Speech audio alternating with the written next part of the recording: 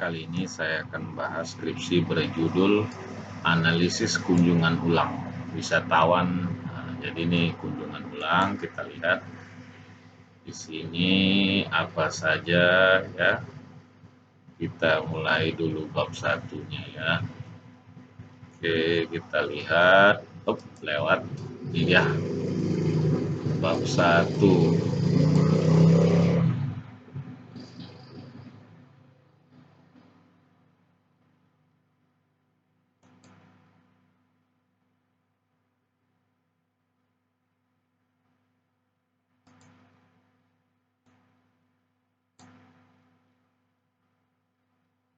Ini jangan kamu bikin dalam ya, bukan dalam era, pada era ya.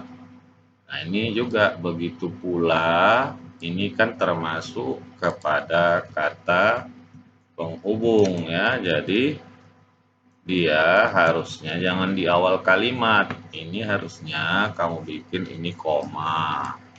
Ya, bukan nggak bisa apa nggak boleh dalam menulis karya ilmiah seperti itu ya.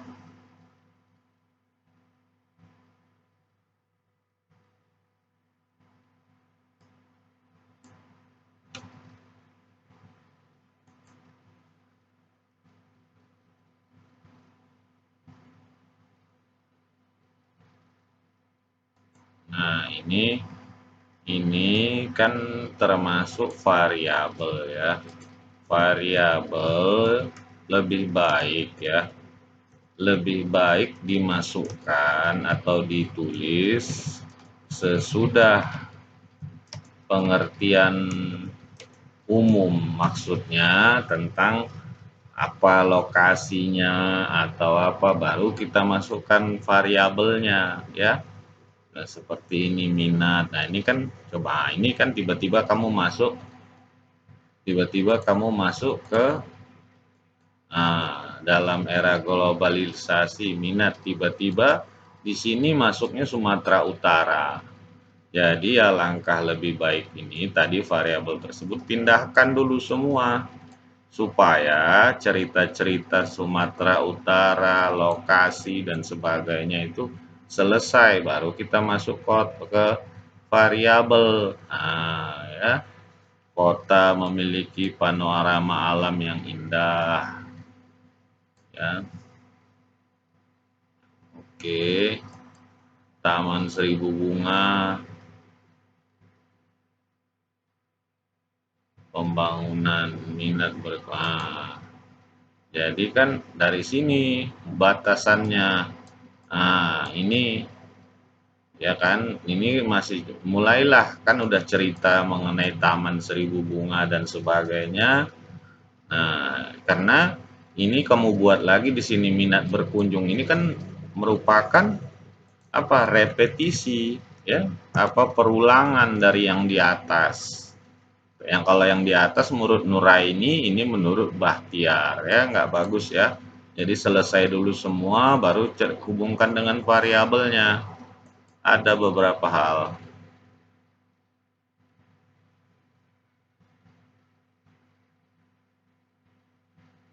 Wisata, promosi, Taman Seribu, BUMDes. BUMDes.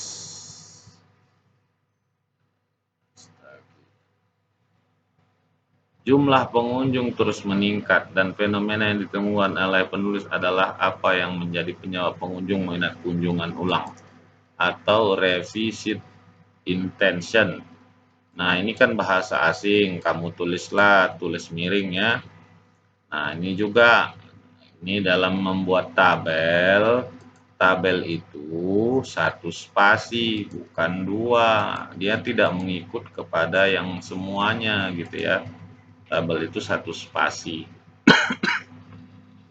Nah, dia ini kan, ini tabelmu ini harusnya judul tabel itu termasuk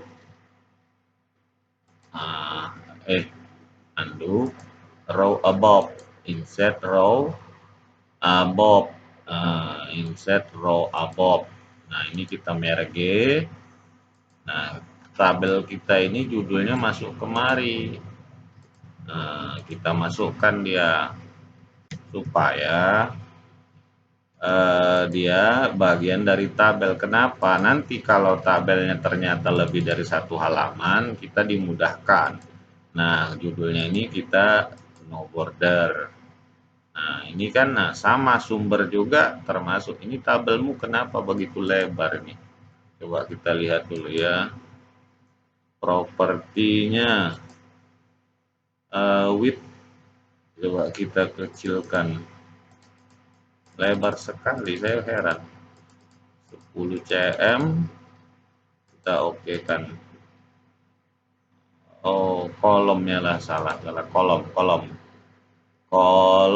double property tabel. Oh, ini oke. Oke, kolomnya hmm, kolom, oh bukan kolom, row, baris. Nah,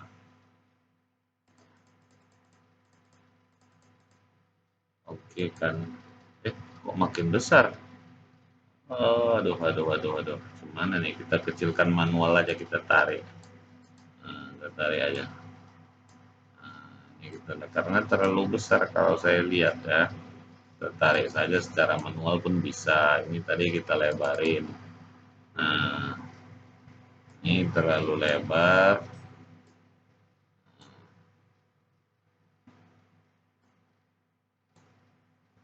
Nah, ini juga terlalu lebar. Nah, ini kita bikin lagi satu lagi supaya sumber itu termasuk bagian dari tabel. Nah, ya, kita masukin saja kemari. Nah, ini pun juga terlebar, kita tarik aja manual. Ini kita tarik. Nah, kan di sini dia kelihatan. Nah, ini juga kita tarik aja supaya jangan terlalu jauh jaraknya. Nah, ini juga kita tarik. Nah, udah dapat dia. Ini kita blok, kita hapus tabelnya, kita bikin ini ya, kan. Coba kita view ya. Kita view, kelihatan dia nanti jauh lebih bagus. Nah, ini kan ya, kita lihat. Kenapa belum hilang? Oh, oke. Ini masih belum di-convert. Ya, masih beda versi. Nah, kita lihat sekarang. Nah, view full screen reading.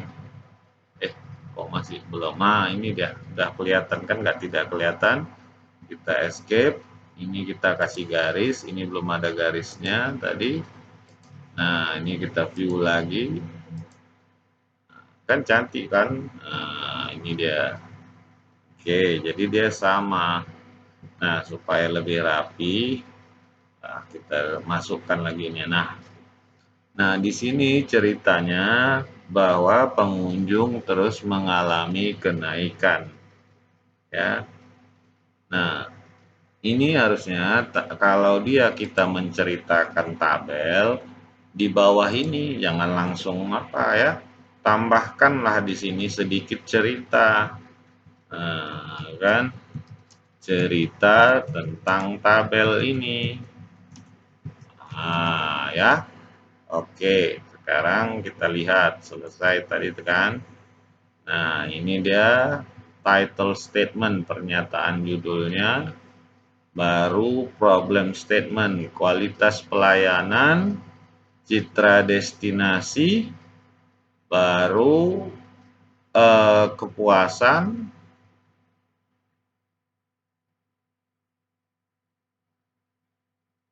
baru kunjungan ulang, batasan masalah. Ya, ini kurang nyambung ya, kamu perbaiki. Di sini kamu batasi kualitas pelayanan, kepuasan pengunjung, dan minat kunjungan ulang. Sementara di sini ada citra destinasi ya. Harusnya kamu tambahkan ini citra destinasi di situ. Nah, tujuan penelitian.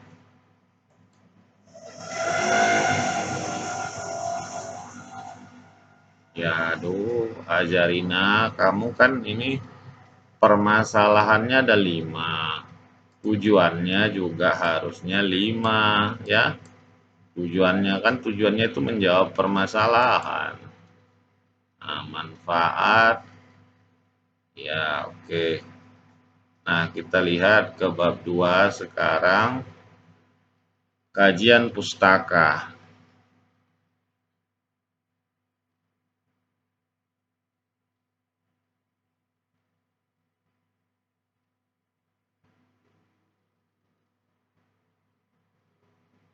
Nah, di sini ada 2, 3,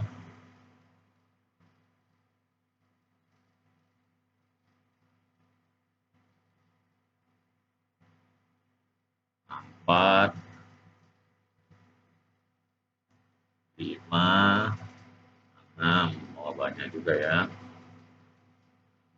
7, 8, 8 ya. Oke.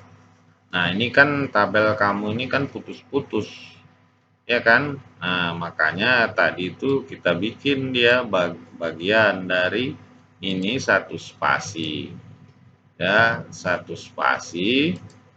Nah, satu lagi, kalau dia konten tabel itu boleh sampai 10 ukurannya minimal ya. Nah, itu boleh dikecil udah 10 ya, udah 10. Nah, ini kan judul tabel kamu hilang makanya. Nah, boleh seperti tadi ada dimasukkan judulnya, boleh tidak ya. Tetapi kalau mau dia berulang, tabel properties repeat as header. Nah, ini kamu centang. Oke. Nah, udah kamu centang, nanti kamu oke kan aja, nanti dia akan otomatis berulang sendiri. Nah, ya, coba kita lihat. Nah, udah kita oke kan. Nah, ini kan muncul dia di bawah ini lagi otomatis kan. Oke. Nah, oke lah, sekarang ini juga bagusnya Mbak, ini sumber ini masukkan aja bagian dari tabel ya, seperti tadi caranya. Landasan teori, kualitas pelayanan.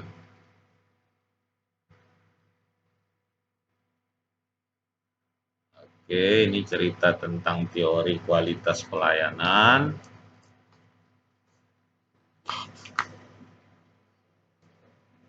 Citra destinasi.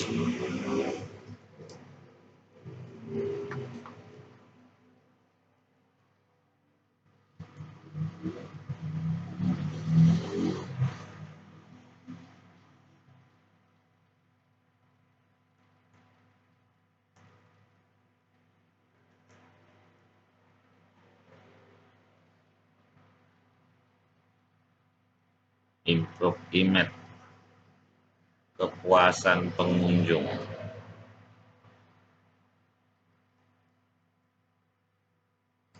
Nah, ini yang saya bingung. Ini ada kamu kutip Middleton dan Clark. Namun menurut ini Middleton ini siapa? Apakah di mana kamu dapat, apakah di Rahmani atau gimana? Karena setiap kita kutip punya orang harus kita bikin ya, dari mana?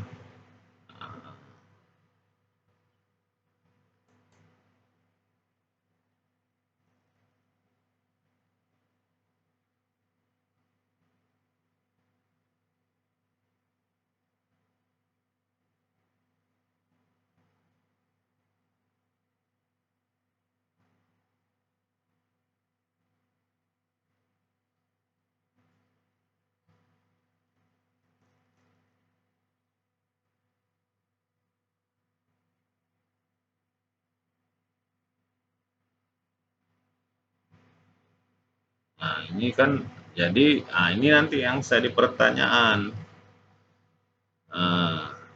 Menurut ini ya, menurut si apa ini? Ada beberapa faktor. Ini menurut dalam Nuraini ya, ada 4. Kualitas pelayanan, ada citra destinasi, ada daya tarik wisata, ada promosi. Pertanyaannya kan ini 4, kenapa hanya kamu ambil 2 ini saja? Apa alasannya? Apakah tempat yang kamu teliti itu tidak ada daya tarik wisata? Atau tidak melakukan promosi? Nah, ini pertanyaan saya. Nanti kamu jawab, kamu terangkan. Kenapa hanya 2 itu yang kamu ambil? Nah, ya. Padahal ada 4 ini. Nah, sekarang kita lihat ya. Ini modelnya, oke, saya tak masalah dengan modelnya. Hipotesis. Oke, boleh. Ya, ini kalau ini apakah ini hipotesis apa ya? Nanti kamu coba lihat ada di dalam konten saya, yaitu mengenai penulisan hipotesis ya. Ini ada saya ambil. Nah, ini nah kita lihat ada di sini nah, hipotesis penelitian. Nah, ini ya saya copy. Nah, saya bikin nanti ke kamu bagaimana cara menulis hipotesis penelitian. Jadi kalau kita lihat yang kamu buat, ini belum namanya hipotesis penelitian ya. Nah, ini kamu lihat nanti di situ ada cara menulis. Jadi hipotesis itu juga macam-macam ya. Oke, metode penelitian.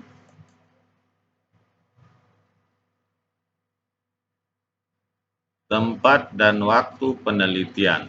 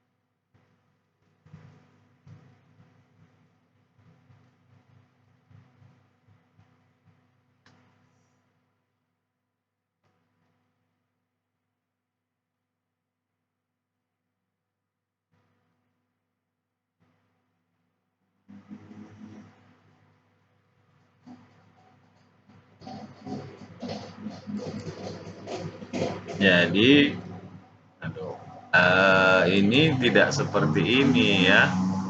Mana dia tadi ya? Bukan. Oke ya, jadi bukan karena keterbatasan software kamu, yang berapa orang yang kamu ambil sampelnya ya, bukan ini. Karena keterbatasan software, jadi memang beda jauh sekali ya, bukan karena memang Smart PLS ini untuk 100 sampel maksimum.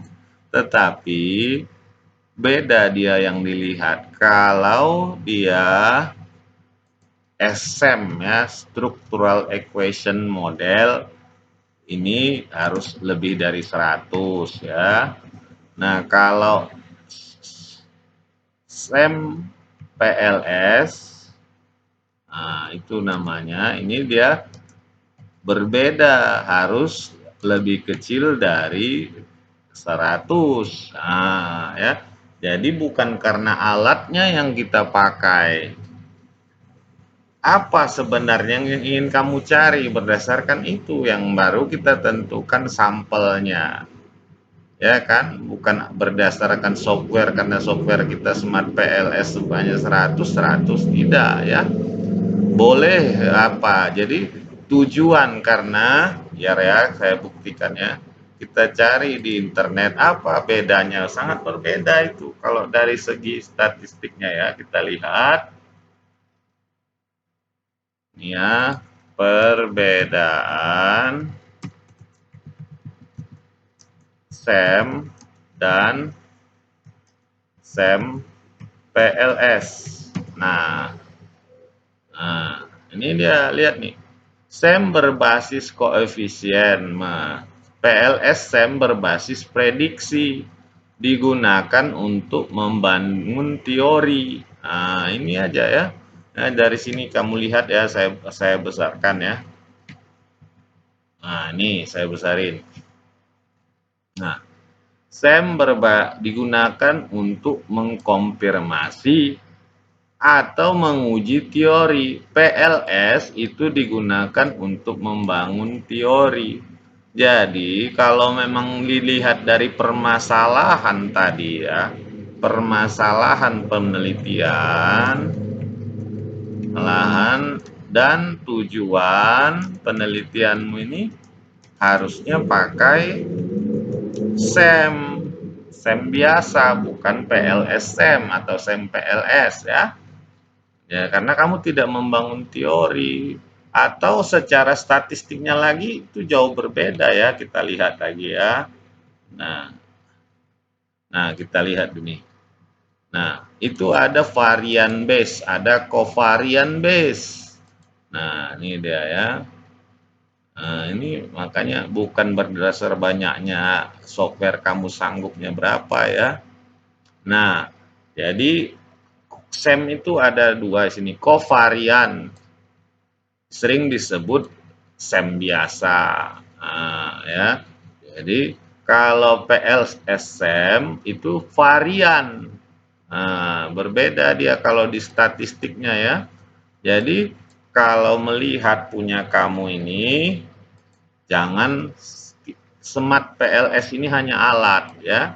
Jadi ini hanya ada yang disebut dengan alat atau ini sama dengan kalau dia disebut statistical tool, alat statistik.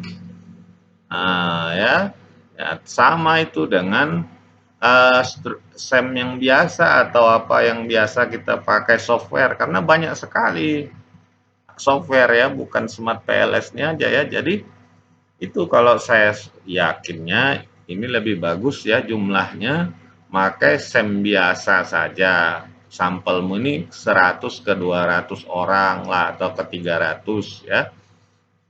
Itu saran dari saya. Skala Likert. Jadi jangan lagi pakai Smart PLS ya. Pakai SEM biasa aja. SEM biasa ini bisa dipakai menggunakan Amos. Ya banyak softwarenya ya. Kamu cari aja nanti dari internet. Dan kamu bisa belajar di YouTube, banyak di YouTube itu. Oke, ini tinggal teorinya saja. Parsimoni, incremental, absolute fit index ya. Oke. Baik ya. Sekian. Terima kasih.